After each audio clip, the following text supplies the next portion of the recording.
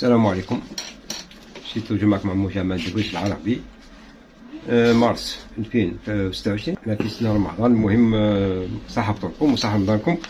وباختصار شديد اليوم راح ندخلوا في قضية توجور تتمة المتابعة للملف تاع ابني، ملف رقم 21/1645 عن مجلس القضاء البواقي، والذي أدين فيها ابني مرتين، مرة بالبراءة في جانفي 2023 ومرة 20 سنة سجن في أكتوبر 2023 في نفس القضية في نفس المحكمة وفي نفس السنة. حنا دوكا حندخلوا في الطعن اللي داروا الأستاذ بن فاتح عبد الحفيظ من هذا المنبر اللي نحييه، يعني تحية الأخرى قلبية، ويعني نشكر على الطعن اللي داروا.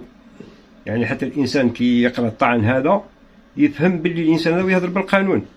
الإنسان راهو عميد المحامين وغني عن التعريف، راهو محامي معتمد لدى مجلس مجلس الدولة ولدى المحكمة العليا، وإنسان عنده 50 سنة خبرة في الميدان، اللي هو اللي يهضر. هو الأستاذ راهو دار الطعن بارك الله فيه، ما عندي ما نزيد نعلق عليه.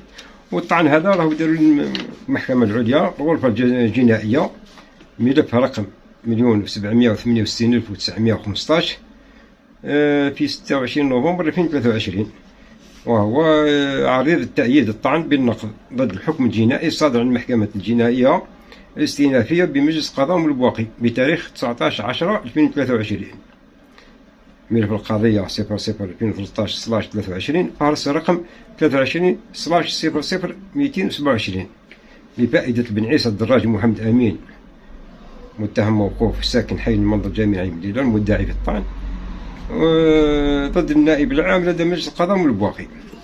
يعني هذا هذه يعني التتر تاع الطعن. انا مانيش قانوني، ما نعرف لا قانون لا والو.